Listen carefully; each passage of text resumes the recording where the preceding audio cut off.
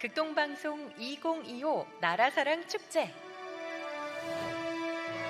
700여 명의 어린이들이 펼치는 웅장한 감격의 무대 2025 나라사랑 축제가 8월 15일 광복절 오후 6시 인천 삼산 월드체육관에서 열립니다. 한국 선교 140주년, 광복 80주년, 그리고 인천 상륙작전 75주년을 기념하며 열리는 이번 나라사랑 축제는 어느 해보다 더 특별한 감동과 깊은 울림으로 여러분을 찾아갑니다. 작년 워싱턴 DC 케네디 센터에서 전 세계인을 감동시키며 갈채를 받았던 극동방송 어린이 합창단. 올해는 인천에서 만나실 수 있습니다. 지금까지 이 땅을 지켜주신 하나님을 찬양하며 나라사랑의 마음을 노래하는 장엄한 무대. 유난히 더운 올해 여름, 어린이 합창단의 아름다운 하모니와 눈부신 퍼포먼스로 여러분의 마음속에 시원한 파도처럼 밀려올 은혜의 자리. 8월 15일 금요일 오후 6시 인천 삼산 월드체육관에서 함께하세요.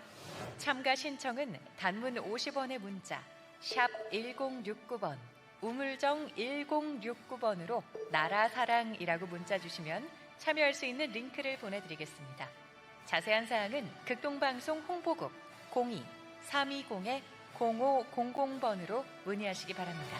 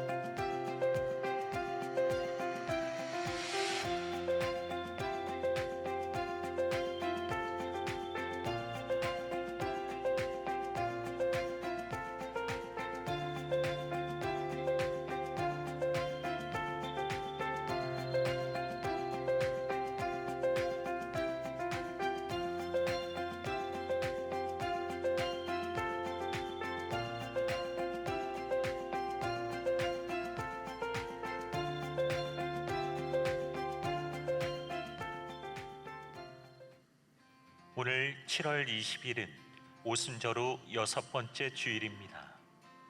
2025년 여름, 청년국은 평창, 미추홀구 일대 소년원에서 복음 전하는 사역에 최선을 다하고 있습니다. 주보에 삽지되어 있는 특별헌금 봉투를 통해 이 사역들을 위한 헌금을 하실 수 있습니다. 봉헌 시간에 먼저 일반 헌금을 드리시고 그 다음 특별헌금을 드리시면 됩니다. 성도들의 많은 기도와 관심을 부탁드립니다. 오늘 블레싱 예배는 35교구 주간으로 드려집니다.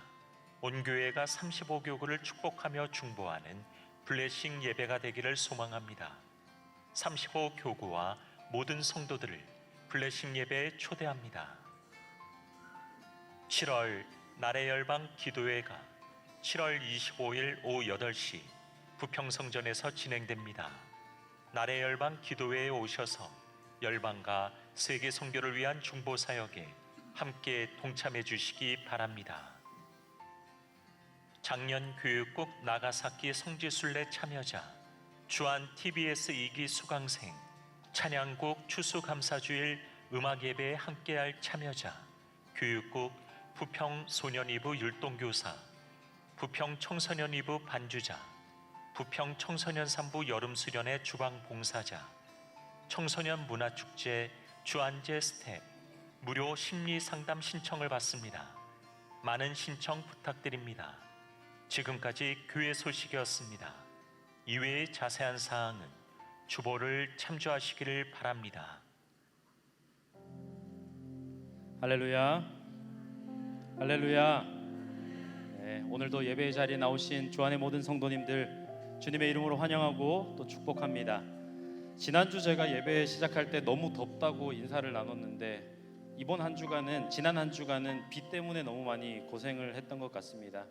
그럼에도 불구하고 우리를 지키시고 인도하시고 돌보시는 하나님의 그 섭리를 아마 한 주간 누리시고 또 경험하셨을 거라 생각합니다. 우리의 왕 되신 하나님께 감사함으로 다시 한 번 더 우리의 모든 것을 드리며 예배의 자리로 나아가기를 원합니다. 함께 찬양하겠습니다.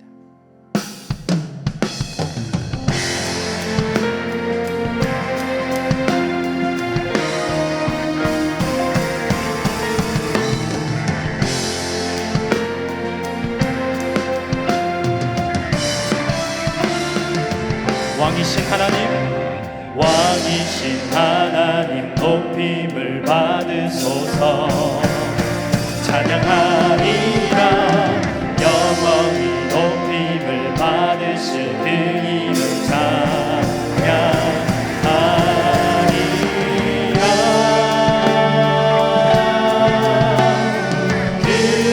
그리스도 진리로 다스리네. 기뻐하라. 온 땅이여 찬양하라. 거룩하신 그 이름 높이리라. 왕이신 하나님, 왕이신 하나님 높임을 받으소서. 찬양하리라. 영원히 높임을 받으실 그 이름 찬양하리라.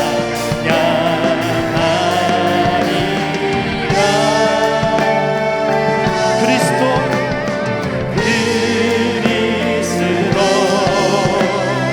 진리로 다스리네. 기뻐하라. 온 땅이여 찬양하라. 거룩하신 그 이름 높이리라. 그리스도 진리로 다스리십니다. 그리스도 진리로 다스리네. 기뻐하라.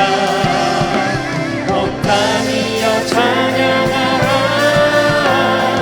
거룩하신 그 이름 높이리라. 거룩하신 그 이름을 높입니다. 거룩하신 그 이름 높이리라. 거룩하신 그 이름, 거룩하신 그 이름 높이리라. 할렐루야. 거룩하신 주님의 이름만을 높입니다. 이 자리에 좌정하셔서 우리의 왕이 되어 주시옵소서. 아멘.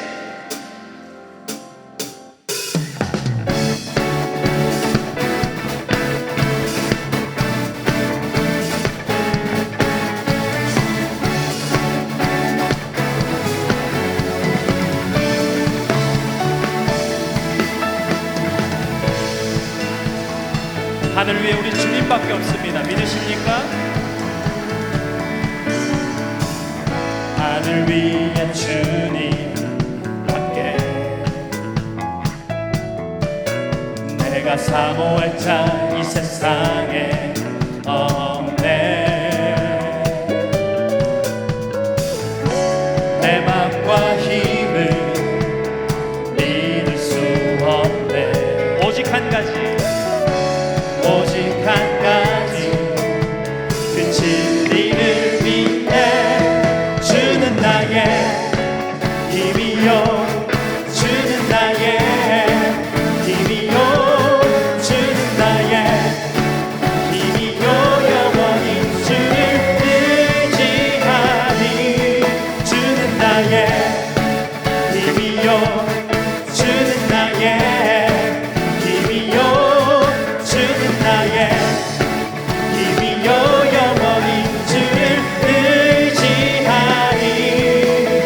영원히.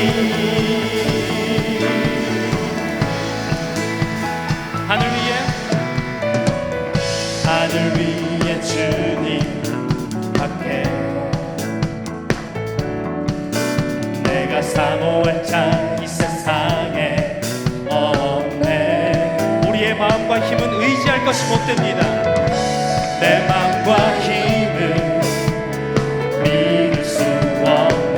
오직 한 가지, 오직 한 가지, 그 진리를 믿습니다. 그 진리를 믿네. 주는 나의 힘이요, 주는 나의 힘이요, 주는 나의 힘이요, 영원히 주를 의지. 주는 나의 힘이요, 주는 나의 힘이요, 주는 나의 힘이요, 영원히 주를 의지하리. 영원히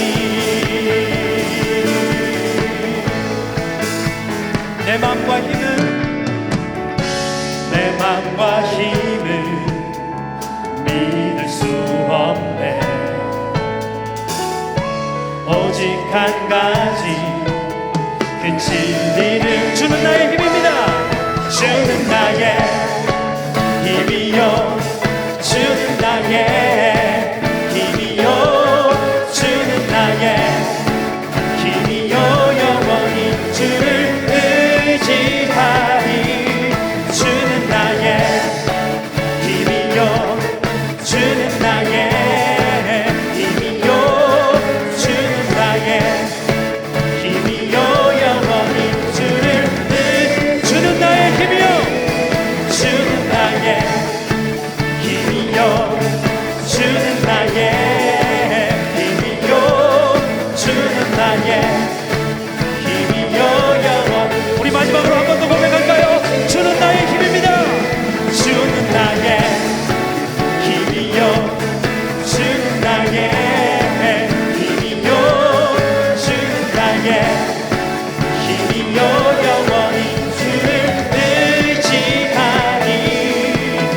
영원히. 할렐루야. 주님이 우리의 힘 되십니다. 아멘.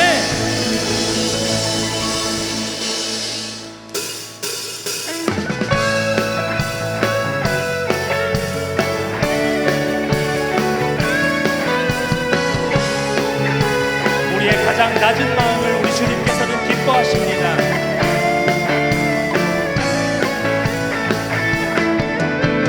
나의 가장 낮은 마음 주님께서 기뻐하시고 작은 일에 큰 기쁨을 느끼게 하시는 거다. 내가 지쳐 무력한 주님 내게 힘 아름다운 하늘나라 내 맘에 주시는 거다. 우리에게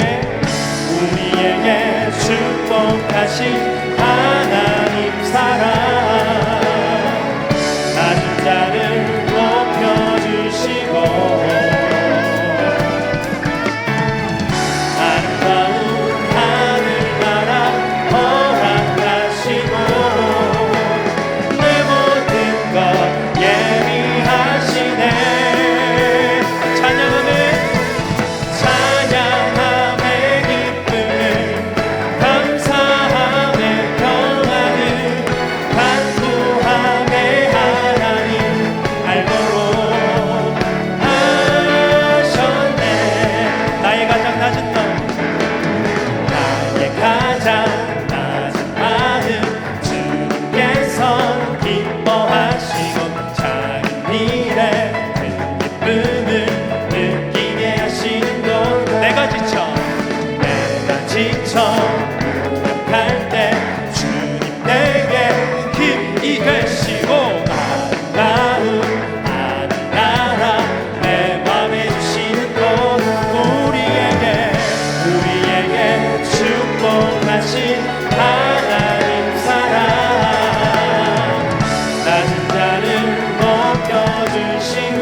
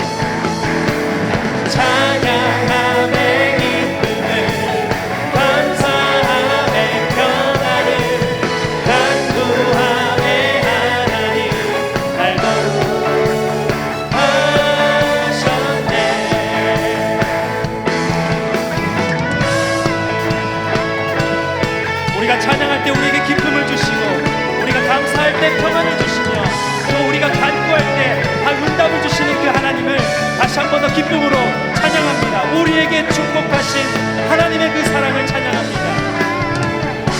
우리에게 축복하신 하나님 사랑, 낮은 자를 높여주시고 아름다운 하늘나라 걸어가시고 내 모든 것 예비하시네.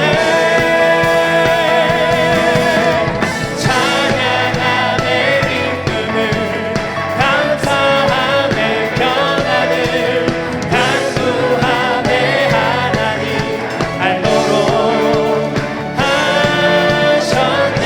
찬양함의 기쁨을 찬양함의 기쁨을 감사함의 평안을 간구함의 하나님 알도록 우리 마지막으로 한 번 더 고백합니다. 찬양함의 기쁨을 찬양함의 기쁨을 감사함의 평안을 간구함의 하나님 알도록 하셨네. 찬양함의 기쁨을 감사함의 평안을 간구함의 하나님을 알게 하시는 그 주님을 찬양합니다. 할렐루야. 아멘.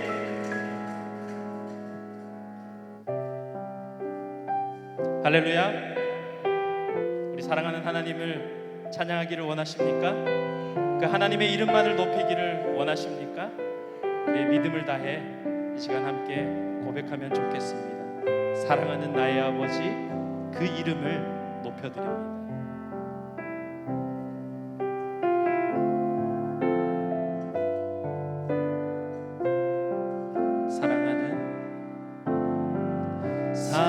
사랑하는 나의 아버지, 이름 높여드립니다.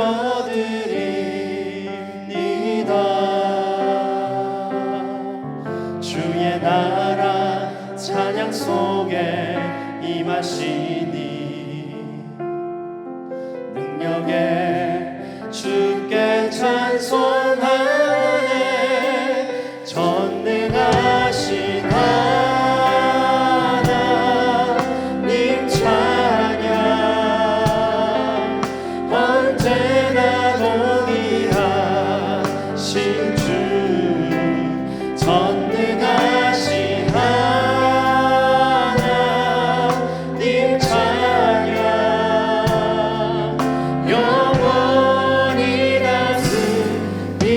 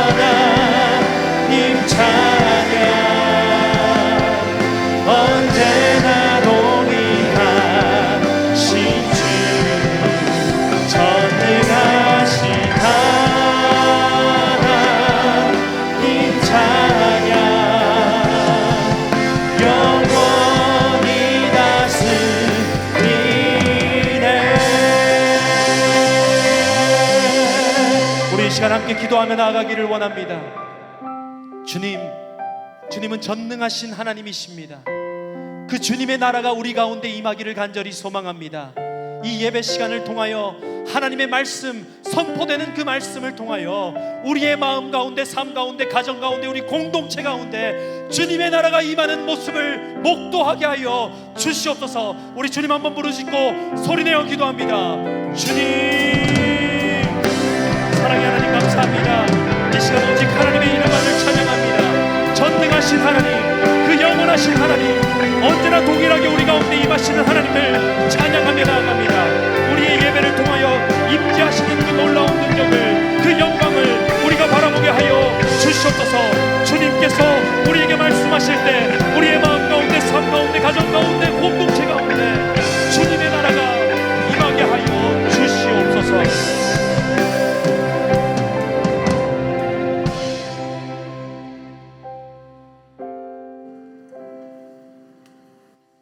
하나님 아버지, 지난 한 주간도 지켜주시고 거룩한 날 주의 전으로 인도하셔서 은혜의 한날을 보내게 해주시니 감사를 드립니다. 이 시간 주의 은혜와 자비가 가득하여 여기 모인 모든 성도들이 영과 진리로 예배하며 기쁨으로 말씀을 받고 성령의 능력을 체험하며 하나님의 영광이 크게 드러나게 하여 주시옵소서. 예배를 통하여 성도들의 믿음의 뿌리를 내리고 결단과 회개와 헌신을 다지는 시간이 되게 하여 주시옵소서. 갖고 나온 기도 제목들이 응답되며 문제 해결과 치유와 구원의 역사가 일어나게 하여 주시옵소서. 하나님 아버지, 집중폭우로 피해를 입은 많은 사람들을 위로하옵시고 피해 복구가 신속히 이루어져 삶의 터전이 다시금 정상으로 회복되도록 도와주시옵소서. 21대 대통령인 이재명 대통령에게 지혜를 주셔서 국정을 잘 이끌어가도록 하나님을 두려워하며 겸손히 리더십을 발휘하게 하옵시고 참모 및 국무위원들이 잘 세워져 어려운 나라의 살림을 책임감 있게 이끌어가도록 지혜와 능력을 주시옵소서. 한국교회를 깨워 주시옵소서. 교회가 하나님과 세상을 겸하여 섬겼던 죄를 회개하며 감추었던 각자의 드라빔을 내려놓고 하나님께 온전히 돌이켜 이제라도 마음을 찢으며 하나님이 아니면 안 되는 가난함으로 무릎 꿇는 회개 기도와 애통하는 기도의 물결이 저항할 수 없는 파도처럼 이 땅을 덮게 하여 주시옵소서. 우리 주한교회가 주한대학원 대학교와 함께 하나님 나라의 복음을 모든 민족과 세계 열방에 선포하여 민족 복음화와 세계 선교가 이루어지도록 하옵시고 우리 교회가 설립한 주한복지재단이 세상을 섬김으로 치유하고 회복하는 도구가 되게 하여 주시옵소서. 성도들의 가정을 둘러싸고 있는 건강과 물질, 자녀들의 학업과 취업, 결혼의 문제들, 닫혀있는 태의 문들이 하나님의 만져주심으로 모든 결박에서 풀려나게 하옵시고 부모는 자녀에게 믿음이 본이 되고 자녀는 부모로부터 신앙을 전수받아 믿음의 명문 가문들 되게 하여 주시옵소서. 성도들이 매일 하나님께 기도하고 말씀을 묵상하는 삶을 생활화하고 습관화하여 한상을 통해 하나님의 계시의 음성을 듣는 삶이 되며 요한의 세례에 머물지 않고 성령 세례를 받아 성령 충만한 삶을 사는 성도들 되게 하여 주시옵소서. 지금 세대와 다음 세대를 부흥시키시고 믿음의 바톤을 넘겨줄 3040 세대의 사역과 다음 세대인 교회학교 사역이 성공적으로 운영되게 하옵시고 교회학교와 청년국 등 여러 부서에서 진행하는 여름 사역들을 인도해 주시옵소서. 주님을 인격적으로 만나는 역사와 지역사회에 하나님의 사랑을 전하는 일에 성령님 인도하여 주시옵고 건강과 안전한 가운데 진행되게 하여 주시옵소서. 이 시간 말씀을 전하시는 지장교 목사님에게 힘을 주셔서 주님께서 우리에게 전하시려는 것을 잘 대언하게 하옵시고 생명의 말씀을 대언하실 때 성도들의 심정이 열리고 말씀이 우리 안에서 살아 역사하는 능력을 경험하게 하여 주시옵소서. 주 안에서 섬기시는 지장교 목사님과 부교역자들과 장로님들에게 성령 충만함을 더하여 주시어서 주안 지역의 영혼들을 살리는 귀한 역할을 잘 감당하게 하옵시고 몸된 교회를 잘 섬기며 하나님 나라 확장과 뜻을 이뤄가도록 인도하여 주시옵소서. 이 시간 찬양을 올려드리는 샬롬 찬양대의 찬양을 받으시옵고 샬롬 찬양대원들이 먼저 하나님의 선하심을 맛보아 하나님을 자랑하는 마음으로 목소리와 표정과 몸짓으로 찬양하게 하여 주시옵소서. 예배를 섬기는 봉사자들의 수고를 헤아리시고 이들의 삶 속에 복 내려 주시옵소서. 감사와 찬양을 드리며 예수님의 이름으로 기도하옵나이다. 아멘.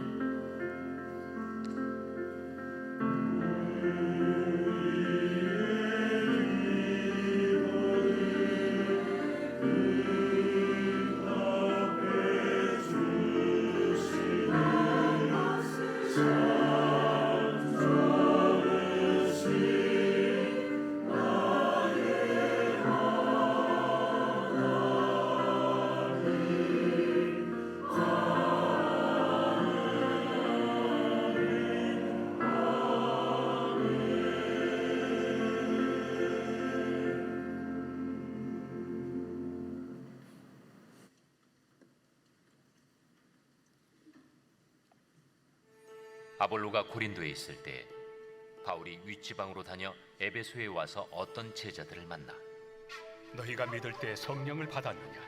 아니라 우리는 성령이 계심도 듣지 못하였노라. 그러면 너희가 무슨 세례를 받았느냐? 요한의 세례니라. 요한이 회개 세례를 베풀며 백성에게 말하되 내 뒤에 오시는 이를 믿으라 하였으니 이는 곧 예수라. 그들이 듣고 주 예수의 이름으로 세례를 받으니 바울이 그들에게 안수하매 성령이 그들에게 임하심으로 방언도 하고 예언도 하니 모두 12사람쯤 되니라.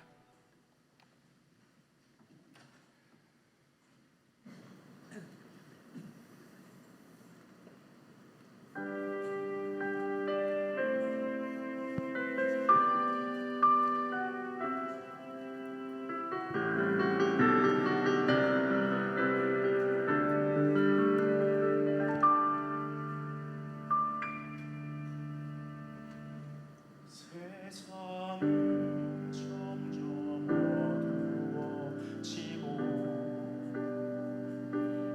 우리들의 눈은 흐릿해지네. 영원한 자랑이었던 그 십자가는 홀로 이 세상을 비추네. 주여 우리의 빛이 되주사 우리들의 길을 밝혀주소서.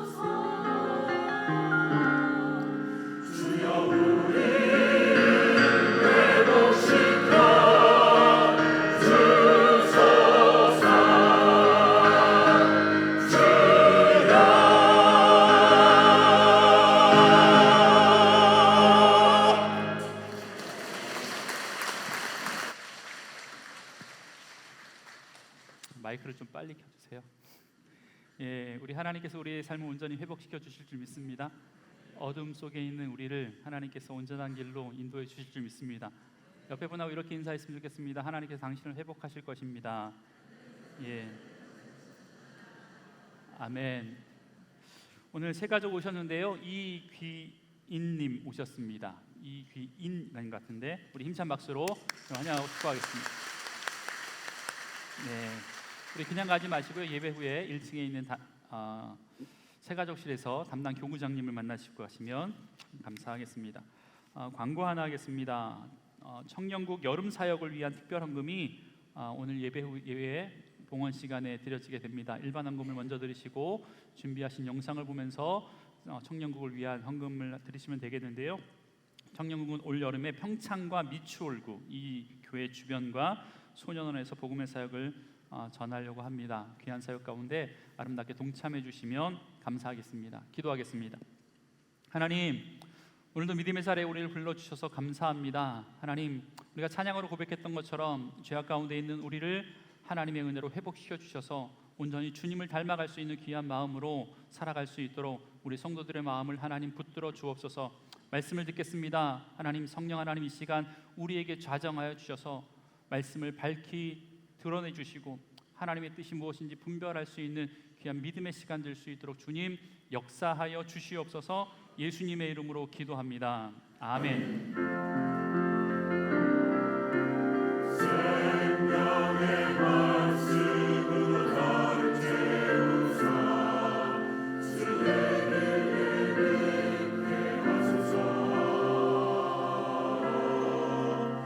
성령의 능력으로 기름 부으사 진리를 선포하게 하소서. 생명의 말씀으로 생명의 말씀으로 나를 채우사 주의 길에 비게 하소서. 성령의 능력으로 기름 부으사 진리를 선포하게 하소서. 아멘. 사랑하는 주 안의 성도 여러분, 하나님과 늘 동행하십시오. 성령 충만하십시오. 은혜 충만하십시오. 말씀 가운데 오늘도 부어주신 하나님의 은혜가 있길 주의 이름으로 간절히 축복합니다. 옆에 분하고 이렇게 인사하겠습니다. 성령 하나님이 당신과 함께 하십니다. 네. 여러분, 코로나가 한창이었던 2021년 7월에 제가 주한교회 입사 동기가 세 분 있거든요. 저랑 이훈 목사님, 이희정 목사님, 두 분은 이제 다른 교회에서 담임 목사님을 하고 계시는데 이 세 분과 함께 한라산을 등반하기 위해서 제주도로 갔어요. 백록담을 보기 위해서 갔습니다.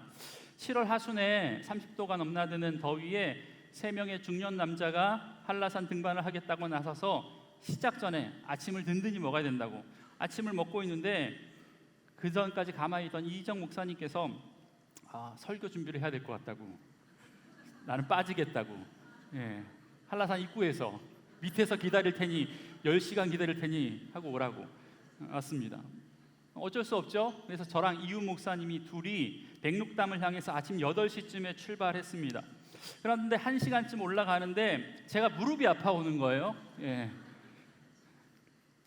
중간에 포기하고 싶었지만 저보다 4살 위였던 이훈 목사님께서 진짜 잘 걸어 다니시거든요. 빨빨 이렇게 잘 올라가시는 걸 보고 저 형님도 저렇게 잘 올라가는데 내가 뒤처질 수 없다 생각해가지고 정말 힘들게 쫓아갔습니다. 한번 사진 한번 볼게요. 그때 사진인데 백록담에 올라간 거예요. 7월인데 올라가니까 너무 춥더라고요. 백록담을 봤을까요? 못 봤을까요? 못 봤지. 저 뒤가 바로 백록담인데 아무것도 안 보였어요. 그래서 올해 다시 가기로 했습니다.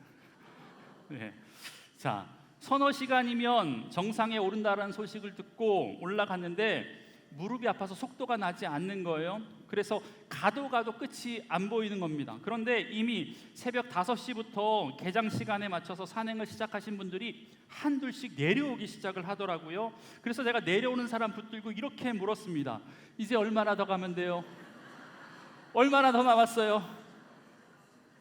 여러분, 그러니까 참 신기한 건 내려오시는 분이 입을 맞춘 것 같아 하나같이 똑같이 동일하게 거짓말을 하는데 뭐라고 이야기하냐면 조금만 가면 돼요, 거의 다 왔어요, 다 이렇게 얘기하시는 겁니다. 여러분, 그런데 조금은 고사하고 30분을 가도 1시간을 가도 백록담이 보일 생각을 하지 않는 거예요. 제가 그때 깨달은 사실 하나가 있는데 그게 뭘까? 오늘 말씀의 제목이거든요. 뭐예요? 거의 다 온 것은 다 온 것이 아니구나. 아, 그래, 거의 다 온 것은 다 온 것이 아니구나 라는 말씀을 제가 깨달았어요. 여러분, 이 거의라는 말은 우리가 자주 사용하잖아요. 조금 전에 말한 것처럼 거의 다 왔어, 거의 끝났어, 거의 다 돼가, 뭐 이런 거 이야기하잖아요. 남편과 아내가 외출 준비를 할 때 남편은 벌써 저 밑에서 시동을 켜고 기다리고 있는데 안 내려오는 거예요. 여보 뭐해? 거의 다 끝났어, 눈썹만 그리면 돼. 거의 다 끝난 게 아니라니까요. 예, 이런 일들이 우리 주변에 많이 있습니다. 여러분, 이 거의라는 말이 가지고 있는 함정이 바로 이것이거든요. 때로는 이 거의라는 말이 우리를 속입니다. 거의 다 왔다고 해서 도착한 것도 아니고 거의 다 끝냈다고 해서 완성된 것도 아니라는 겁니다. 여러분, 그런데 우리의 신앙도 마찬가지입니다. 거의 믿는 것 같고 거의 교회 다니는 것 같고 거의 그리스도인 같은데 사실 이러한 신앙은 온전한 신앙은 아니라는 거예요. 여러분, 그런데 이 정도면 우리는 됐다라고 생각을 합니다. 이 정도면 된 것이라고 우리가 착각을 할 때가 많이 있다라는 겁니다. 여러분, 제가 여러분의 믿음의 상태를 좀 물어볼 텐데 이런 질문 한번 해볼게요. 여러분 스스로 나는 어떤 제자, 어떤 그리스도인이라고 생각이 듭니까? 1번, 나는 조금 제자이다. 2번, 나는 반쯤 제자다. 3번, 나는 거의 제자 그리스도인이다.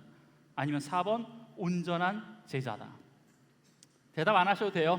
대답 안 하셔도. 혼자 한번 생각해 보세요. 여러분, 반쯤과 거의도 많은 차이가 있어요. 조금과 거의도 많은 차이가 있어요. 여러분, 그런데 거의라고 하면 안심하는 사람이 있는데 거의라는 함정이 있다라고 제가 말씀드렸잖아요. 그런데 보세요, 여러분. 거의 끓는 물은 끓는 물이 아닙니다.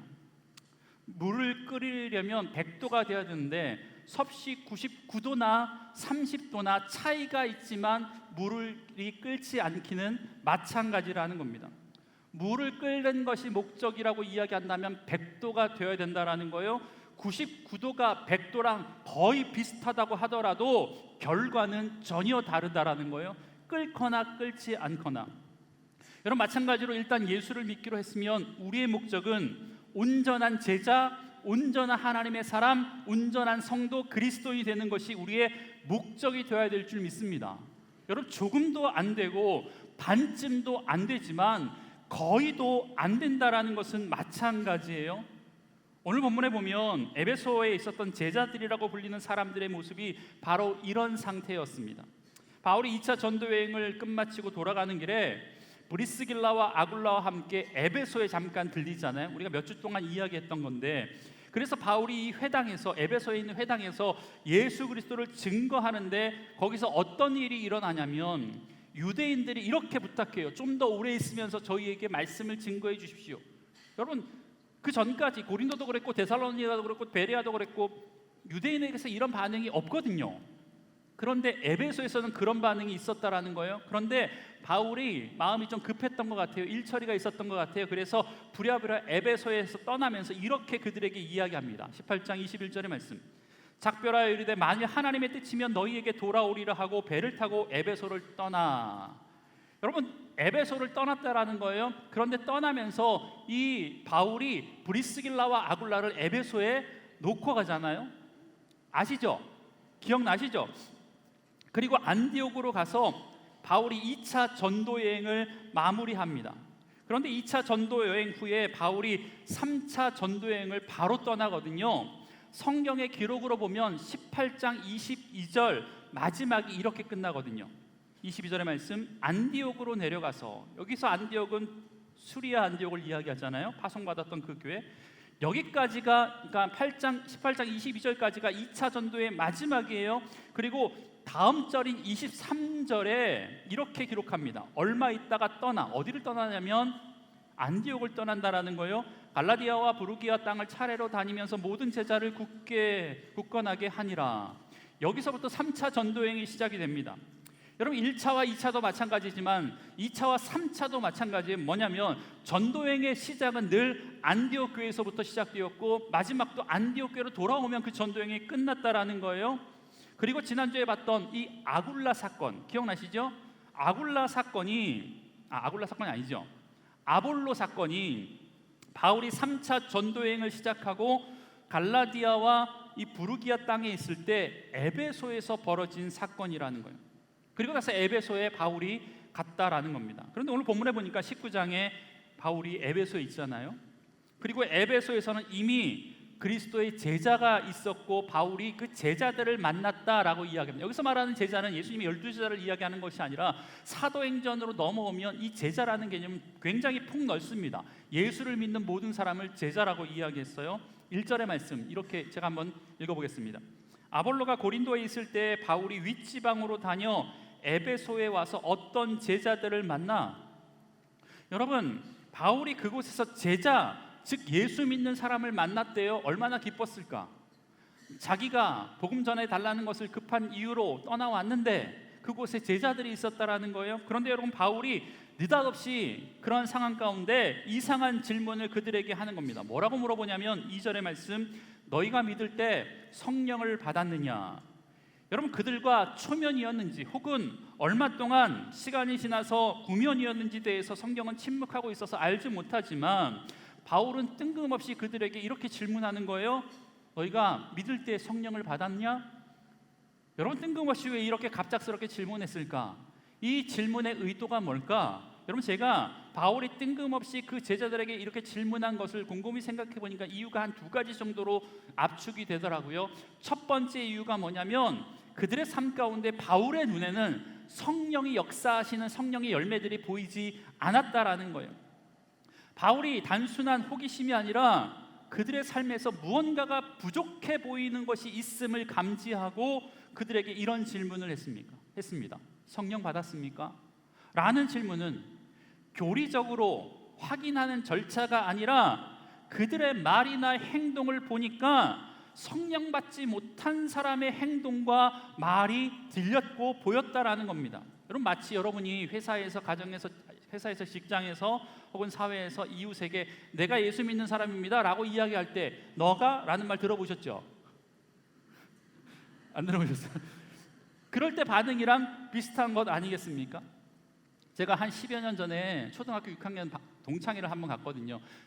저희 담임 선생님이었던 분이 암으로 이제 위험한 상황 가운데 있어서 제가 갔어요. 30년 만에 친구들을 만나니까 얼마나 반갑습니다. 근데 제가 이제 목사가 되었다는 이야기를 듣니까 처음으로 친구들이 했던 반응이 너가였습니다. 너가. 장규가 이거였어요. 그럴 줄 알았다. 이건 아니고. 네. 여러분 제자들의 모습 속에서 제자들의 삶 속에서 제자들의 이 언행 속에서 바울이 보기에 기쁨도 없고 감사도 없고 말씀에 대한 반응도 없고 기도의 향기도 없고 삶의 변화도 없고 이런 모습이 바울이 영적으로 민감한 상태에서 감지되었을 수 있었던 것 같아요. 그래서 그들에게 묻는 거예요. 성령을 받았느냐? 라고 묻습니다. 두 번째 이렇게 질문했던 이유는 아마 아볼로의 영향을 받았는지에 대한 확인 차원에서 질문했을 것 같아요. 여러분 에베소에 오기 전에 브리스길라와 아굴라를 통하여서 아볼로에 대한 이야기를 들었을 것이라고 추측합니다.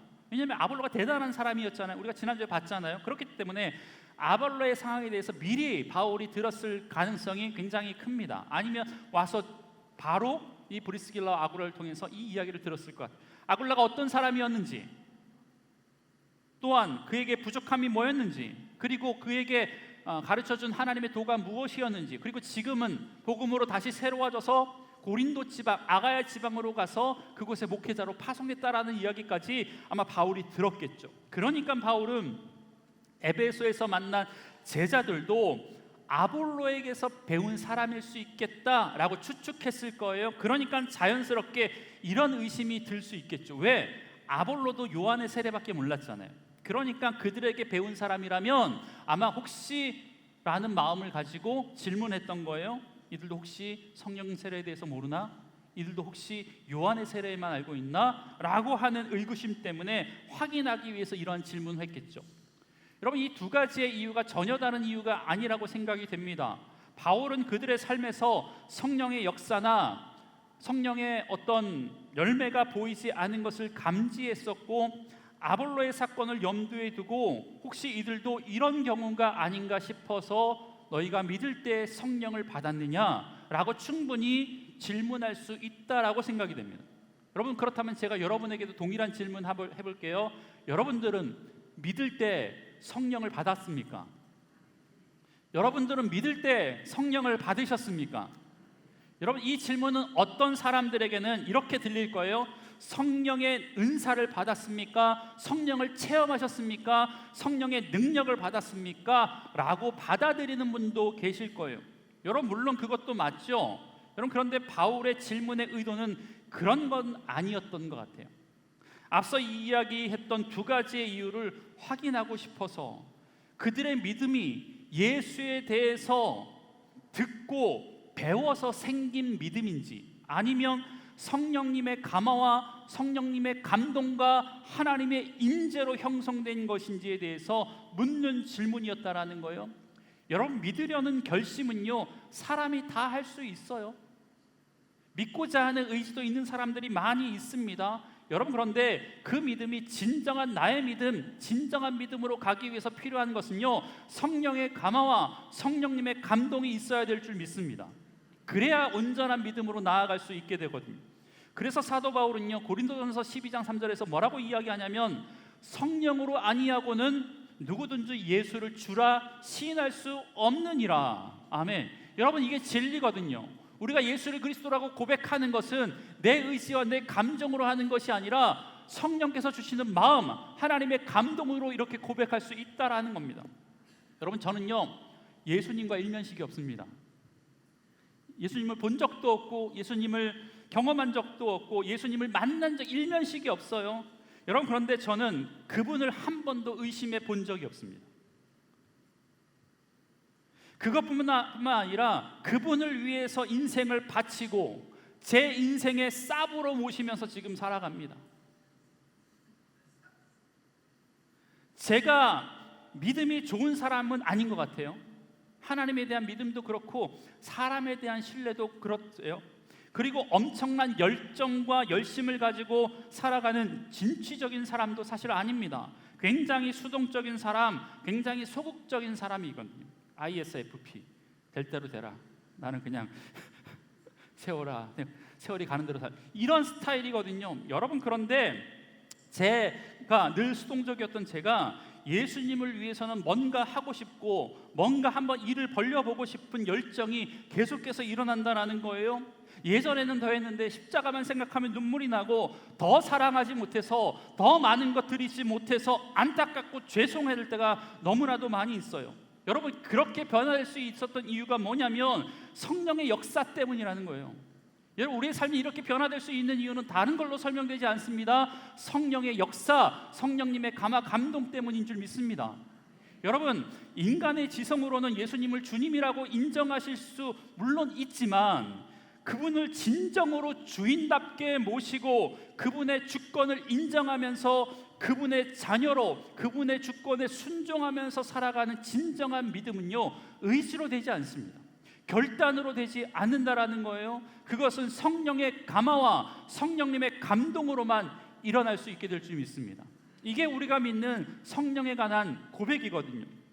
여러분, 바울이 에베소의 제자들을 보고 성령 충만해 있던 바울이 보기에는 이들 제자들에게는 분명 부족함이 보였다라는 거예요. 부족함. 예수에 대해서 알기는 아는데 무언가 불완전할 뿐만 아니라 삶에 아무런 힘이나 능력이 나타나지 않았다라는 것을 알게 되었다라는 거예요. 그렇기에 사도 바울은요, 그들에게 성령님의 임재에 대해서, 성령님의 체험에 대해서 묻고 있는 것입니다. 여러분, 이 물음 앞에 이 제자들이라고 하는 사람이 어떻게 대답하는 줄 아세요? 2절의 말씀 한번 읽어보겠습니다. 시작. 듣지 못하였노라. 여러분, 이 제자라고 하는 사람들이요, 성령님을 몰라요. 처음 들어본 거예요. 성령님의 성자도 들어본 적이 없다라는 거예요. 여러분, 아마 그 답변을 들었던 바울은 참으로 당황스러웠을 것입니다. 왜냐하면 여러분, 참다운 제자가 되고 참다운 성도가 되고 참다운 그리스도인이 되려면 반드시 성령의 임재가 있어야 되는데 성령님이 무엇인지조차도 모르는 사람이 제자라고 하는 거잖아요. 여러분, 그래서 다시 그들에게 바울이 이렇게 묻습니다. 우리 3절의 말씀 읽어보겠습니다. 시작. 바울이 이르되 그러면 너희가 무슨 세례를 받았느냐? 대답하되 요한의 세례니라. 아멘. 그럼 바울이 지금까지 추측했던 것이 맞아떨어지는 거예요. 아볼로가 전했던 복음을 그들이 그대로 받아들인 것 아니겠습니까? 똑같이 따랐던 것 아니겠습니까? 요한의 세례가 의미하는 것은 지난주에 설교 때 언급드렸다시피 이 물세례, 요한의 세례는 회개 세례였거든요. 여러분, 물세례를 통해서, 이 회개 세례를 통해서 세례를 받으면 내 죄가 사하여지고 구원받는 백성이 된다라는 겁니다. 여러분, 근데 이게 온전한 그리스도인이 되는 방법은 아니거든요. 이게 다가 아니거든요. 이 이야기를 들으니까 바울의 마음 가운데 답답함이 생겼을 것이고 그들에게 그래서 예수 그리스도가 어떤 분인지에 대해서 아마 증거했을 겁니다.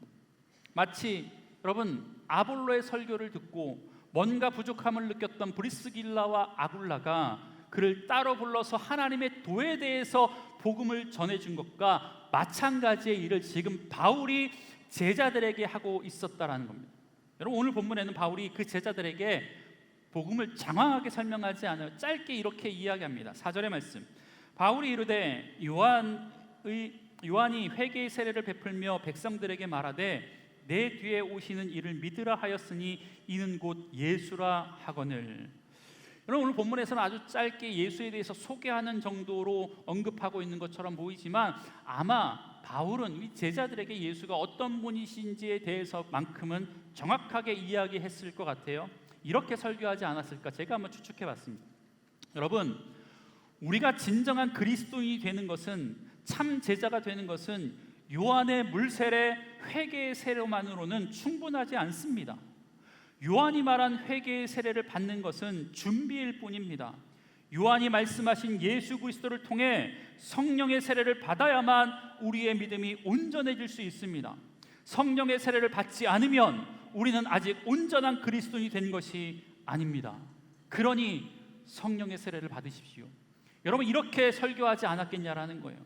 여러분, 저는 이 에베소의 제자들의 이야기와 아볼로의 이야기가 우리에게 굉장히 위로가 된다라는 생각이 들었습니다. 왜냐하면 여러분, 성경 안에는 아볼로처럼 대단해 보이고 괜찮아 보이는 그리스도인들이 많이 있다라는 거예요. 여러분, 그런데 그런 사람 중에도 온전하지 못한 사람이 있다라는 것 아닙니까?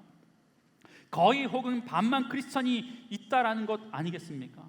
여러분, 아볼로는 온전한 크리스찬이 아니었어요. 그럼에도 불구하고 그는 전도도 했고 복음을 증거도 했고 교사로서 복음을 가르치는 사람의 역할도 했다라는 거예요. 여러분, 그러니까 봉사하고 사역하면서 나는 부족하다고 생각되고 실제로 부족하다고 하더라도요, 그 상황에서도 봉사하고 그 나름 하는 것이 그 나름대로의 가치가 있다라는 거예요. 부족하지만 여러분, 그런데 그럼에도 불구하고 그것에 만족해서는 안 된다라는 거예요. 우리의 믿음의 상태가 어떤지 자각하고 더 온전한 믿음으로 도약하도록 우리를 자극시키며 성령 하나님의 인재를 간구할 수 있는 주 안의 모든 삶이 되길 주의 이름으로 간절히 축복합니다. 여러분, 그 상태로 나아가기 위해서 필요한 것은요, 성령의 역사예요. 성령의 임재입니다. 성령님을 체험하는 것이고 하나님의 임재를 체험하는 것이 부족한 자들이, 거의 그리스도인들이 온전한 그리스도인으로 변화되는 하나의 방법인 줄 믿습니다. 여러분, 능력이 어디에서부터 오는 건지 아세요? 성령으로부터 오는 거예요. 여러분, 이 세상을 이길 힘과 믿음이 어디서부터 오는 거예요? 성령으로부터 오는 거예요. 내 안에 가득 찬 자아가 산산이 부서지고 내가 예수를 위해서 온전히 바뀌는 삶으로 변화되는 이유는 다른 데서 오는 것이 아니라 성령의 능력으로부터 오는 줄 믿습니다. 성령을 통해서만 가능한 삶이라는 거예요. 여러분, 단지 그리스도에 대해서 알고 믿는 것으로 만족하지 말고 에베소 제자들에게 물었던 바울의 질문을 오늘 여러분들을 향해서 다시 한번 물어보시길 바랍니다. 제가 다시 한번 여러분에게 묻겠습니다. 여러분들은 믿을 때 성령을 받으셨습니까? 성령을 받으셨습니까? 아멘이십니까? 진짜 아멘이세요? 지금 바울이 이러한 설명을 한 다음에 에베소 제자들에게 주의 이름으로 세례를 베풀어요. 5절, 그들이 듣고 주 예수의 이름으로 세례를 받으니. 여러분, 바울이 주는 세례는 어떤 세례였어요? 물 세례인가요? 아니죠. 성령 세례 아니었습니까? 그러니까 어떤 일이 일어나냐면 성령이 그들에게 임해요. 성령이 임한 현상으로 어떤 게 일어나냐면 방언을 해요. 예언을 하기 시작했다라는 거예요. 6절의 말씀, 바울이 그들에게 안수하며 성령이 그들에게 임하심으로 방언도 하고 예언도 하니. 여러분, 성령께서 오시는 증거로 그들에게 방언과 예언의 은사, 성령의 은사가 나타났대요. 여러분, 물론 오해하지 말아야 될 것은 성령의 임재의 상징이 꼭 이런 외적인 증거로만 나타나지 않아요. 성령의 은사가 다양하듯이 성령을 받을 때 나타나는 현상과 모습도 다양합니다. 여러분, 그런데 지금은 에베소에서 방언과 예언이 나타났을 뿐입니다. 그런데 왜 유독 이곳에서 이러한 일들이 일어났을까? 아마도 여러분, 성령의 세례에 대해서 처음 들어봤잖아요. 처음 들어왔던 그들에게 성령이 오셨다고 했을 때 의심하지 않고 성령을 받아들일 수 있는 증거가 필요했던 것 같아요. 그래서 그들에게 안성맞춤 맞게 하나님께서 눈에 보이는 증거로 방언과 예언을, 외적인 증거를 주셨지 않았을까라고 우리가 설명할 수 있습니다. 여러분, 그런데 만약에 바울이 성령의 임재를 위해서 기도하고 안수했는데 그들에게 성령의 은사 가운데 섬김의 은사가 나타나고 긍휼의 은사가 나타났다고 생각해 보세요. 여러분, 이것도 성령의 임재의 표시거든요. 성령의 은사 가운데 하나 아닙니까? 여러분, 그런데 이 은사는요, 당장 눈에 보이지 않잖아요. 성령이 임했는지 그 자리에서 확인이 안 되는 것 아닙니까? 그러니까 누구도 의심하지 못하도록 외적인 성령의 은사를 주셨을 것이다 라고 추측할 수 있어요. 이 은사가 더 좋은 은사이기 때문에 주셨다? 그거 아니라는 거예요. 여러분, 성령이 없는 그리스도인은요, 명목상 그리스도일 뿐입니다. 그러니까 우리에게 필요한 것, 참된 그리스도인이 되려면 다른 게 아니라 성령의 능력을 체험해야 될 줄 믿습니다. 여러분, 아볼로 보셨잖아요. 열심이 없는 게 아니라니까요. 아는 게 없는 게 아닙니다. 성령을 몰라서, 성령을 체험하지 못해서 아닙니까? 여러분, 복음서에 보면 주님을 따랐던 12명의 제자들은 분명 예수님에 대해서 알았어요. 예수님을 믿는 믿음도 있었다라는 거예요. 그런데 결국에는 마지막 순간에 다 흩어지지 않습니까? 부인하잖아요. 저주하잖아요. 실패자의 모습을 가지고 고향으로 돌아가 사람 낚는 어부의 사명을 내려놓고 고기 낚는 어부의 삶을 시작하지 않았냐라는 거예요. 본인의 사명을 망각했다라는 거예요. 여러분, 그런데 그렇게 낙심하고 실패한 도망자였던 제자들이 사도행전에 넘어와서 어떻게 위대한 복음 증거자가 되었습니까? 어떻게 되었어요? 오순절 마가의 다락방에 성령이 임했던 그 강림 사건을 통해서 성령의 임재를 체험하니까 전혀 다른 사람이 되었다라는 거예요. 전혀 다른 제자의 모습이 그들에게 임재했다라는 것입니다. 여러분, 재미있는 것은 요한계시록에 보면 우리가 아는 소아시아의 7개 교회 알죠? 아시나요? 에베소, 서머나, 버가모, 두아디라, 사데, 빌라델비아, 라오디게아, 주안, 소아시아 7개 교회가 있거든요.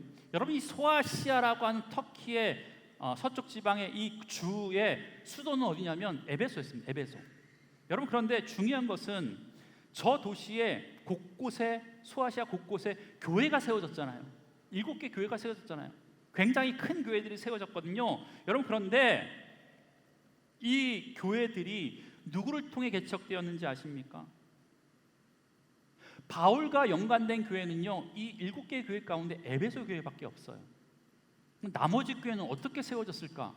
그들에게 어떻게 복음이 전해졌을까? 여러분, 당연한 것 아니겠습니까? 성령의 충만함을 경험한 사람들이, 성령의 임재를 경험했던 하나님의 사람들이 곳곳에 흩어져서 이런 제자들이 하나님을 경험하니까, 성령의 임재를 경험하니까 그 제자들을 통해서 곳곳에 교회가 세워지고 곳곳에 하나님 나라가 확장된 것이 아니겠습니까? 여러분, 예수 믿어도 예수를 증거하지 못했고, 예수 믿어도 십자가 이야기도 하지 못했고 신앙생활 했는데, 성령을 받고 보니까, 성령의 능력을 체험하니까, 그래서 진짜 예수의 사람이 되니까 그들이 소아시아로 흩어져서 가는 곳곳마다 교회를 세우고 사람들을 세우고 복음을 증거하는 교회 믿음의 역사가 그곳 가운데 일어나게 됐다라는 것입니다. 여러분, 이게 어떻게 가능하냐면 예수님이 승천하면서 하셨던 말씀이 있었잖아요. 오직 성령이 너희에게 임하시면 너희가 권능을 받아, 너희가 능력을 받아. 여러분, 그러니까 능력이 없다고 생각하는 건 겸손이 아니라 성령을 체험하지 못한 거예요. 반대로 내가 능력이 있습니다, 나는 할 수 있습니다, 나는 할 믿음이 있습니다 라는 것은 교만이 아니라는 겁니다. 마찬가지로 반대로, 목사님 저는 구역장 못합니다, 저는 교사 못합니다, 저는 뭐 못합니다, 이건 겸손도 아니에요. 겸손도. 여러분, 성령님이 여러분에게 임하시잖아요. 그러면 성령의 폭발적인 능력이, 그분의 권능이 우리에게 임한다라는 겁니다. 그 능력이 임하면 뭘 할 수 있습니까? 주의 일 할 수 있죠. 예루살렘과 온 유대와 사마리아와 땅끝까지 이르러 내 증인이 되리라, 내 증인이 될 것이다 라고 하는 약속의 말씀이 이루어지긴 전제 조건은 다른 게 아니라 성령의 능력을 받으면, 성령이 충만하게 임하면 이러한 역사가 저와 여러분의 삶 가운데도 일어나게 될 줄 믿습니다. 성령 받으니까 그 제자들이 소아시아로 흩어져 가지고 에베소뿐만 아니라 서머나, 빌라델피아, 라오디게아, 두아디라, 버가마 이런 교회를 개척하고 섬겼던 것 아니겠습니까? 여러분, 하나님의 역사는요, 성령의 충만함을 경험한 사람들로부터 이루어지는 겁니다. 똑똑한 사람, 많이 배운 사람, 지위가 높은 사람에 의해서 하나님의 역사가 이루어지는 것이 아니라 오직 단 한 가지, 성령이 충만한 하나님의 사람들로부터 하나님의 역사가 이루어지는 줄 믿습니다. 여러분, 그렇기 때문에 이 시간 권면합니다. 성령의 충만함을 사모하십시오. 하나님의 임재를 경험하십시오. 하나님의 은혜를 붙드시길 바랍니다.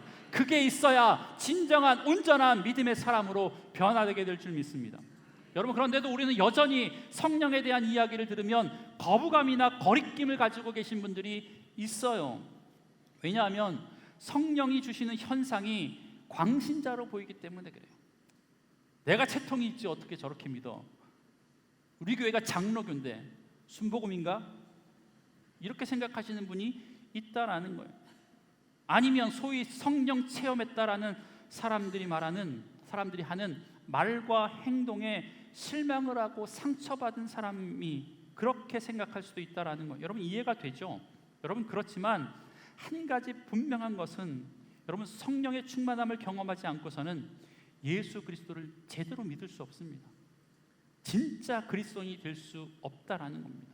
진짜처럼 보이지만, 거의 그리스도인 것처럼 보이지만 그 사람은 진짜 그리스도인이 아닐 수 있다라는 겁니다. 여러분, 그렇기 때문에 성령을 거부할 것이 아니라 성령을 바르게 이해하고 제대로 받아들이시길 바랍니다. 그렇지 않으면 뭔가 잘 믿고 뭔가 열심히 해보아도 온전한 그리스도인이 아니라 거의 그리스도인, 거의 제자밖에 될 수 없다라는 겁니다.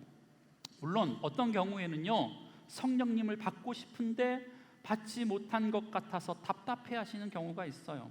여러분, 이런 경우는 대부분이 성령의 외적인 현상을 말하는 경우가 많아요. 예수가 날 위해 죽으신 것도 믿어요. 예수가 나의 주인이란 것도 믿겨져요. 그래서 주로 고백해요. 주를 위해 살고 싶은 마음이 생겨요. 그런데 그런 사람들은 지금까지 내가 경험했던 어떤 것보다 더 강하게 무언가에 사로잡혀야만 성령을 받았다라고 말할 수 있는 것이 아닌가라는 생각 때문에 정말 기가 막힌 기적과 기가 막힌 은사들을 경험하기를 기다리는 사람들이 있다라는 거예요. 아마 꽤 많은 분들이 이 말씀에 공감하실 거라고 생각이 되는데, 여러분, 소위 모태 신앙인들이 가지고 있었던 생각이 대부분 이런 것 아닙니까? 사실 저도 마찬가지고 저도 그렇게 느꼈거든요. 성령이 만들어내는 기막힌 현상을 기대해요. 물론 그 현상이 오늘 본문의 에베소의 제자들이 경험했던 방언과 예언일 수도 있어요. 또 기적적으로 병이 낫는 일일 수도 있고 환상을 보기도 합니다. 여러분, 성령의 바람이 우리의 마음을 만지실 때 일어나는 현상들은 헤아릴 수 없이 다양하다라는 거예요. 여러분, 그런데 중요한 것은 뭐냐면 성령이 하심으로, 함께 하심으로 만들어내는 현상은 이런 외적인 표징에만 있는 것이 아니라는 거예요. 성령을 받을 때 더 많은 사람들은요, 내적인 표징이 있다라는 거예요. 내적인 표징.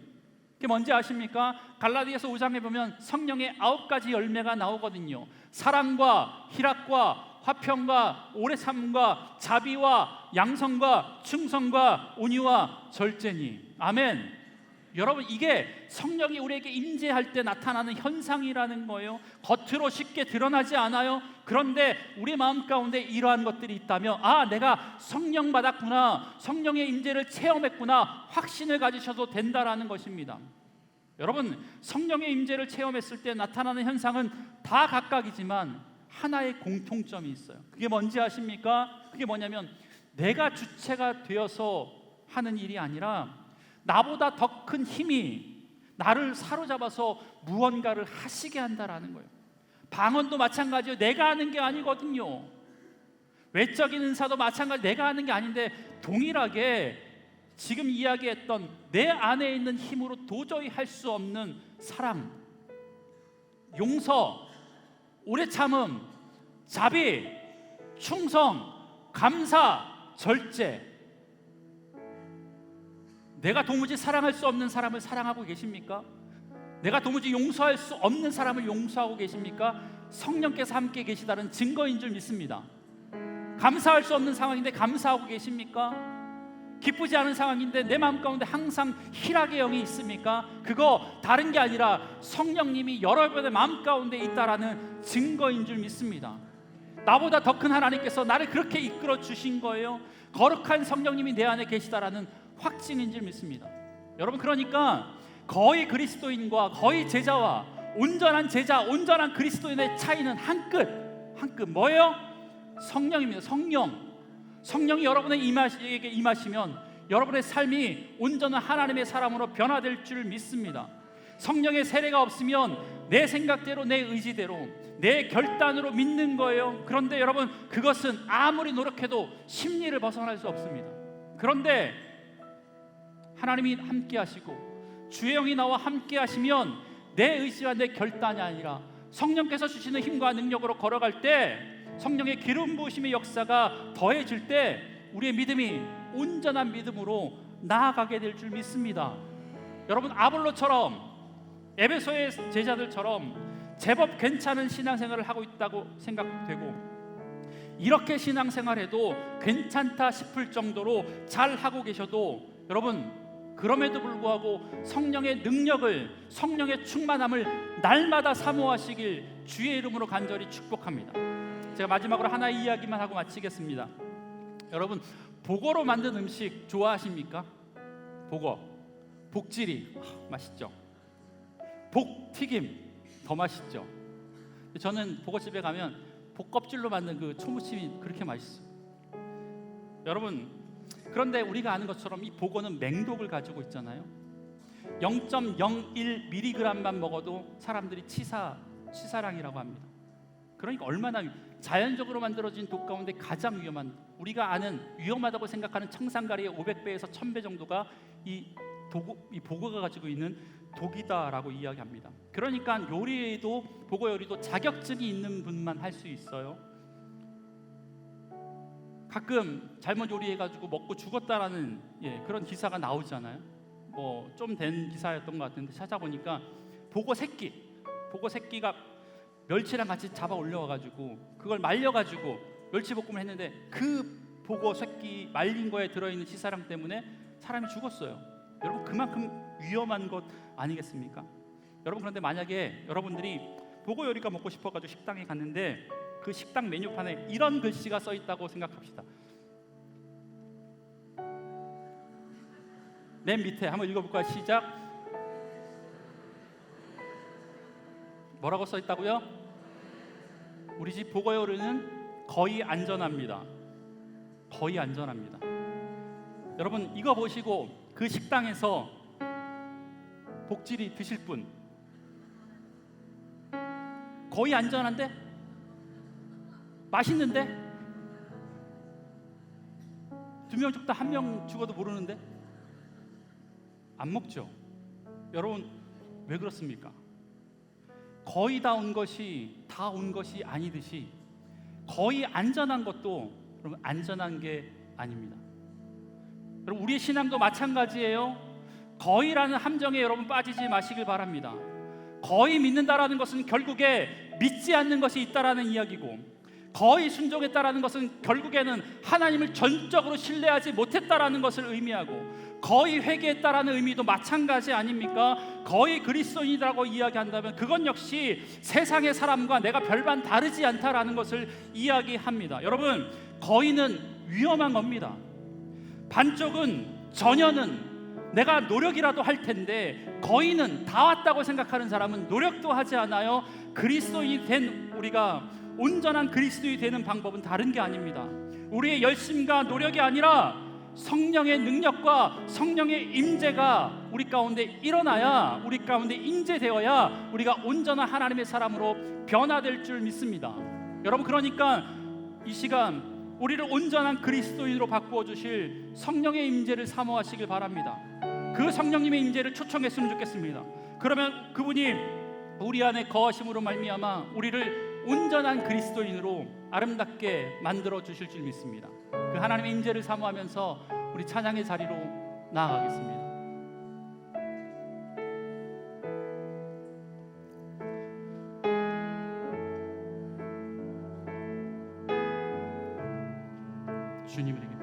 주님 우리에게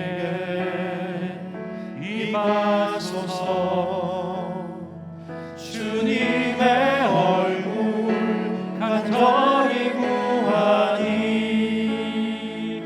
거룩한 불꽃 내리소서. 내 안의 열정, 내 안의 열정 회복시키소서.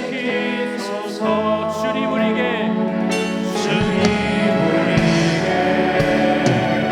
임하소서. 주님의 영광, 주님의 영광 간절히 구하니 거룩한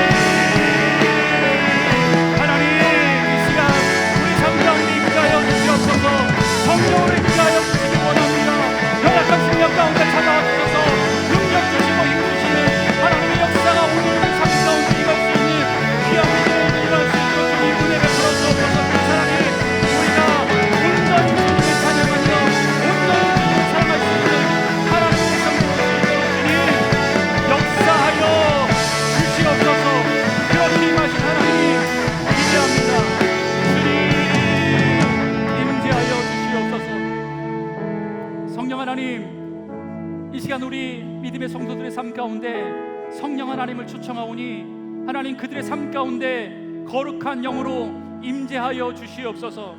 함께하여 주시옵소서. 하나님 그들의 삶이 거룩하신 성령을 통해서 온전한 그리스도인으로 변화되는 믿음의 역사가 일어날 수 있도록 주님 은혜를 더하여 주시옵소서. 지금까지 내 열심과 노력으로 잘했을지라도 그 안에 성령이 부어지게 하시고 성령의 임재가 함께하여 줌으로 말미암아 그들의 삶이 온전히 변화되어져서 세상을 나아가 하나님의 일들을 감당하며 나아갈 수 있는 믿음의 일꾼 될 수 있도록 주님 역사하여 주시옵소서. 임하여 주시옵소서. 임하여 주시옵소서. 예수님의 이름으로 기도합니다. 아멘. 오늘은 일반 헌금을 먼저 드리시겠습니다.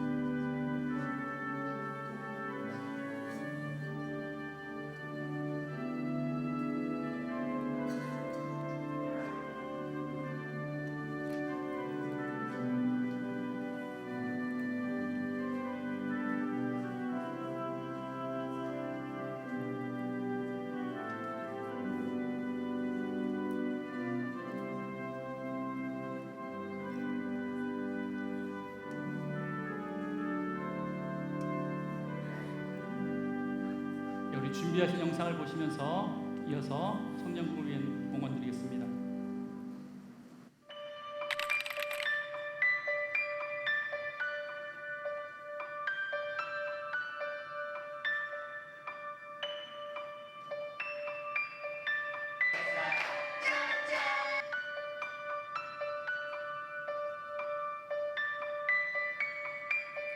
사역도 처음으로 왔는데 하나님의 사랑을 제가 더 오히려 많이 느낀 것 같아서 하나님께 너무 감사드립니다. 하선은 음식의 사랑이다. 권사님분들께서 저희를 제 음식으로 섬겨주시는데 그 섬김을 통해서 하나님의 사랑을 많이 느꼈고 우리 청년들 이렇게 아름다운 모습이 세상에 나가서 마음을 다 모든 사람들한테 전하는 귀하고 아름다운 복된 인물들로 열매 맺기를 간절히 소원합니다. 하나님 은혜에 감사합니다. 감사합니다. 청년들한테 했었어요. 유일하게 우리 청년들하고 작년하고 함께 할 수 있는 그 프로그램이네요. 반갑고 고맙고 감사합니다.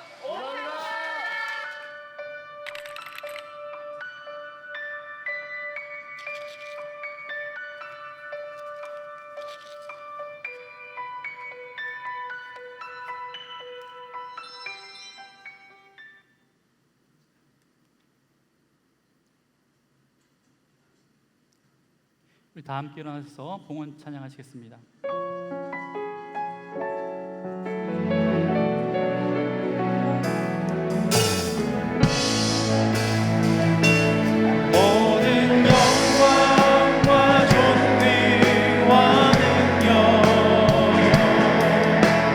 받으소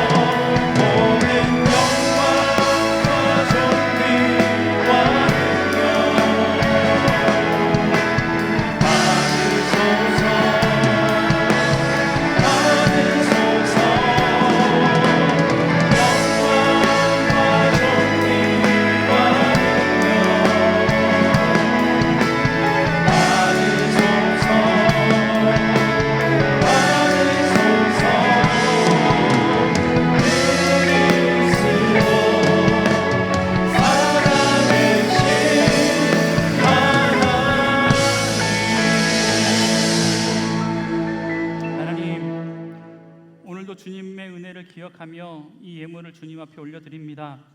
우리가 가진 모든 것이 주님께로 온 것임을 믿기에 기쁨으로 드립니다. 이 예물이 사용되는 곳곳마다 하나님 나라가 확장되어지게 하시고 가난한 자에게는 위로가 되게 하시고 복음을 알지 못하는 자에게는 생명의 씨앗이 될 수 있도록 주님 역사하여 주시옵소서. 특별히 비로 인해 어려움을 겪고 있는 이들에게 하나님 곳곳에서 모여지는 사랑의 마음들이 잘 흘러갈 수 있는 은혜가 있게 하여 주시옵소서. 드린 손길 위에 은혜를 더하여 주시고 하나님의 공급하심으로 넉넉하게 체험받는 복된 인생 되게 하여 주시옵소서. 하나님 귀한 예배 가운데 이 귀한 믿음의 생명을 보내주셔서 감사합니다. 하나님 그분과 함께하여 주셔서 지난 인생보다 앞으로 인생이 더 복될 수 있도록 힘 역사하여 주시고 하나님의 생명책에 그 이름 삭자가 기록되어지는 놀라운 믿음의 역사 있게 하여 주옵소서. 그래서 예수 안에 생명과 은혜를 누리게 하여 주시고 그의 삶 가운데 형통케 되어지는 복된 은혜가 있을 수 있도록 주님 함께 하여 주시옵소서. 모든 말씀 예수님의 이름으로 기도드리오며 여호와는 내게 복을 주시고 너를 지키시기를 원하며 여호와는 그 얼굴을 내게 비추사 은혜 베푸시기를 원하며 여호와는 그 얼굴을 우리 모두에게로 향하여 드사 평강 주시기를 원하노라. 아멘.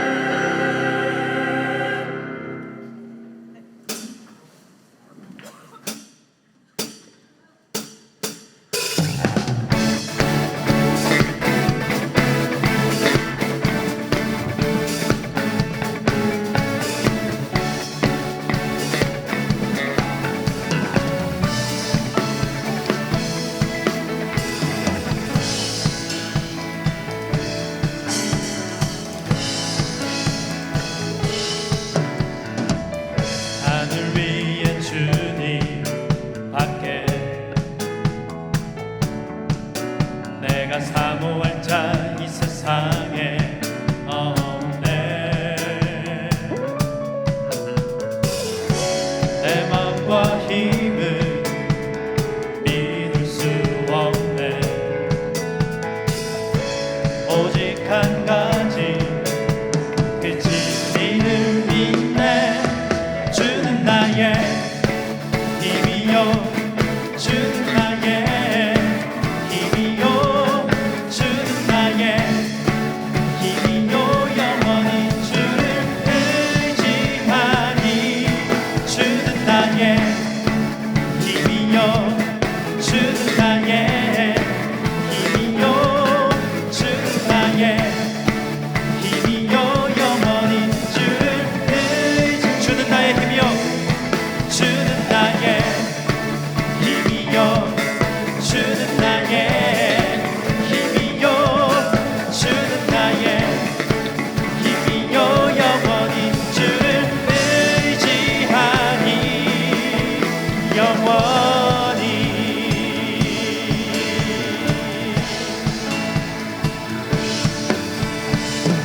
한 주간 승리하십시오.